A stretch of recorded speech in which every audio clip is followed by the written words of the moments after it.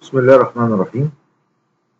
النهارده هنكمل المحاضرة الثانية في الأوديت، وهي تندرج تحت Auditing Standards اللي احنا اتكلمنا عليها المحاضرة اللي فاتت، والنهارده هنكمل Auditing Guidance The Gas Hierarchy.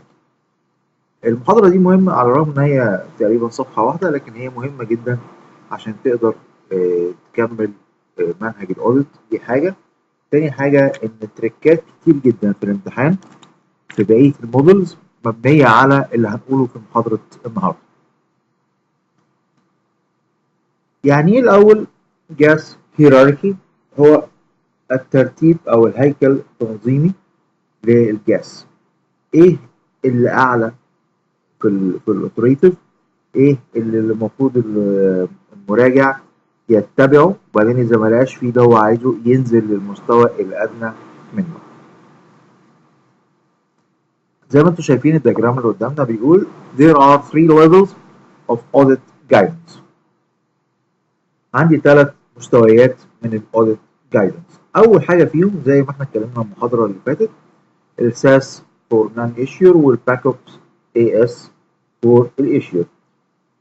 طبعا بفكركم بس في المحاضره اللي فاتت ان احنا قلنا ان الساس اللي هو فور نون ايشيور ده بيطلع من الاي اي سي بي اي، انما الباك اب بيطلع من البابليك اكاونتنج كومباني اوفرسايت بورد. الايشيور اللي هم الشركات اللي ليها اسهم متداوله في البورصه الامريكيه، النون ايشيور اللي هم الشركات اللي هي ليس لها اسهم متداوله في البورصه الامريكيه. There are 3 levels of audit guidance. اول واحد فيهم اللي هو الساس والباك اب. auditor should خلي بالك use professional judgment in applying SAS or backup AS to a particular engagement. يعني وانت لازم تمارس البروفيشنال جادجمنت بتاعك، هتشتغل على انهي معيار فيهم. تاني حاجة be prepared to justify any departure from presumptively mandatory requirement. يعني ايه؟ هو بيقول لك المشرع الامريكي او الراجل بيحط المعيار، قال يا جماعه المعيار ده هو جايدنس، لكن انت ممكن تخالف المعيار. ممكن اخالف المعيار لو الظروف بتمنعني من ان انا انفذ المعيار، ولو انا نفذت المعيار ممكن يبقى مضلل، يدي نتيجه مضلله، فده بيبقى اسمه justified departure، يعني مخالفه مبرره للمعيار. لكن الغير مقبول اللي هو unjustified departure، يعني مخالفه غير مبرره. يعني انت في كل الاحوال الديفولت بتاعك ان انت تتبع المعيار. في حاله ان انت تخالف المعيار لازم تبرر الكلام ده وتقول اسبابه ايه المنطقيه. Specific language is used within the standards to clarify the auditor level of responsibility.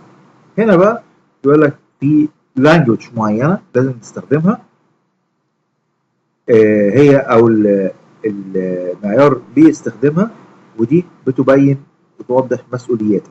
زي ايه؟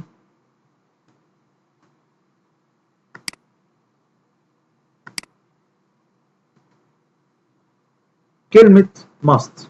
كلمة must لما تلاقيها في المعيار يعني is required، يعني الكلام دهوت اللي جاي بعد كلمة must ده required ملزم، مفيش فيه خلاف، وإذا خالفته لازم يبقى justified.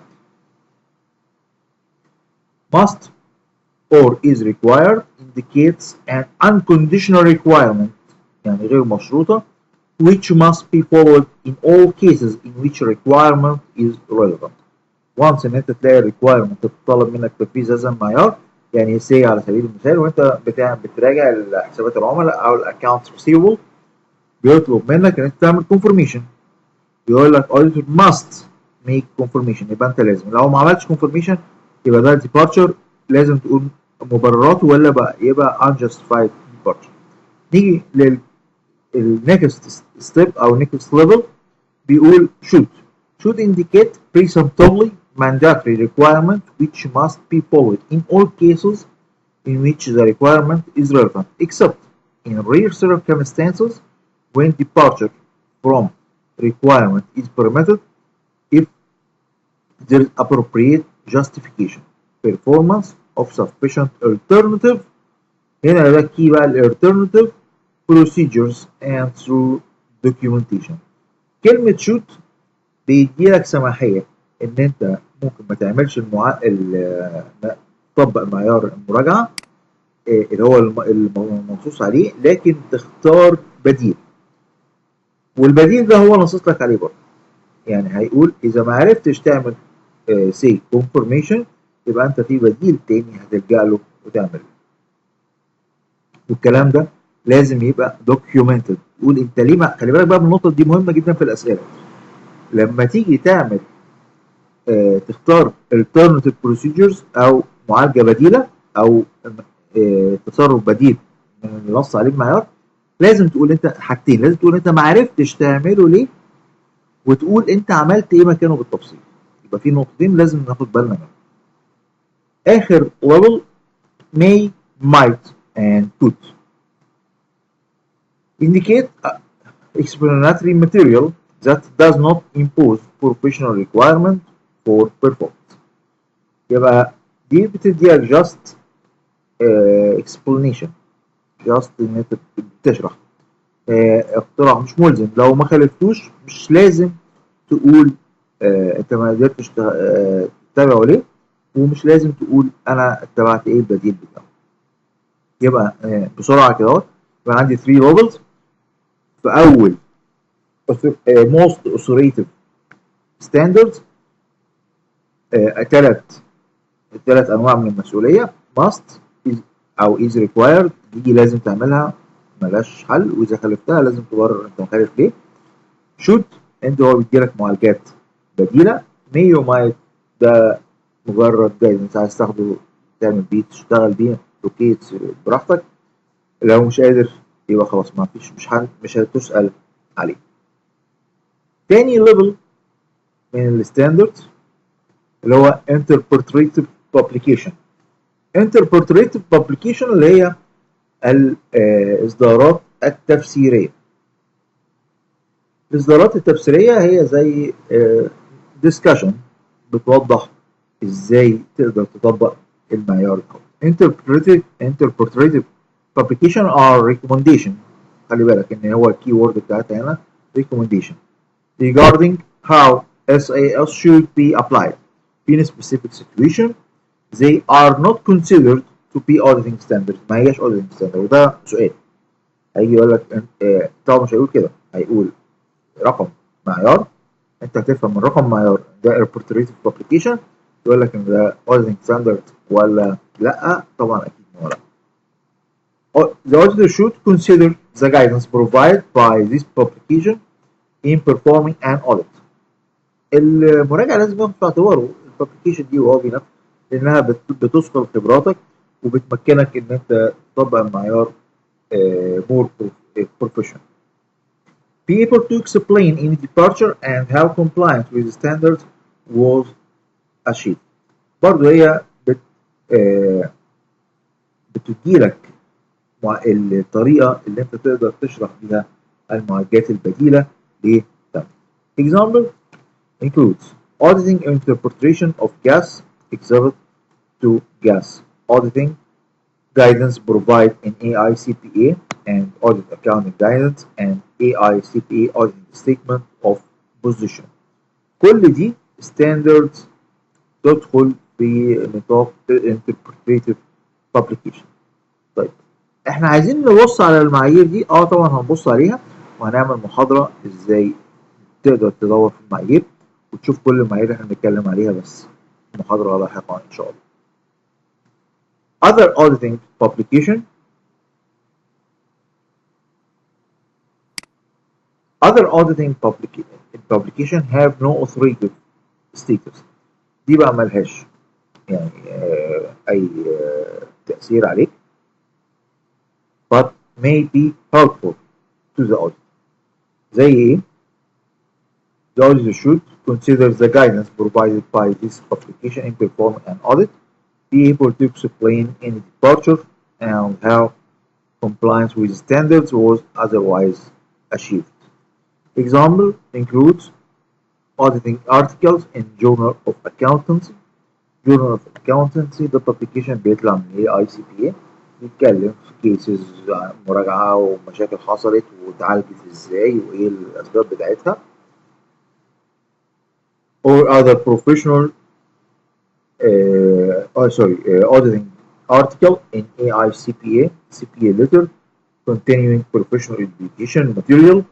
طبعا continuing professional education material دي material بيصدرها ال AICPA، بينصح بيها ان انت لازم تقراها كل فتره ولازم تخش تريننج فيها عشان تقدر تحافظ على الشهاده بتاعت السي بي بتاعتك.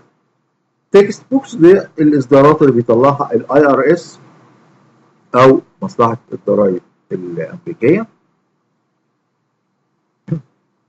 سوري، تكست بوكس اللي هي الكتب النصيه and other auditing publication. وبرده مصلحه الضرائب الامريكيه الاي ار اس بتطلع شويه اصدارات بتقول للراجل وانت بتعمل الريتيرن خلي بالك ان في شويه اجراءات مراجعه للمحاسب او السي بي اي اللي بيعمل تاكس ريتيرن لازم ياخد باله منها.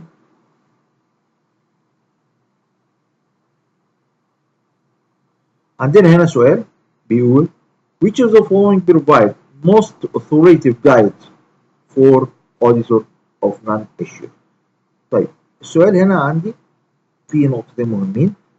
اول نقطه most authoritative، يعني لو رجعنا للشكل بتاع الكاس هيراركي لازم اخد بالي ايه اللي فوق وايه اللي تحت. تاني حاجه ان هو بيتكلم على النون ايشير، يبقى النون ايشير لو في حاجه باك اب من هنا هستبعدها اوتوماتيك يعني. فاول حاجه an AICPA audit and accounting guides that provide specific guidance with respect to the accounting practice in client industry. ادي اول choice. تاني choice journal of accountancy article discussing implementation of new standards. ايه رايك؟ متهيألي ان احنا لسه قايلين ان الجورنال اوف اكاونتنسي ده اخر least authoritative. Number C general guidance provided by statement on auditing standards. اخر حاجه specific guidance provided by interpretation of statement on auditing standards.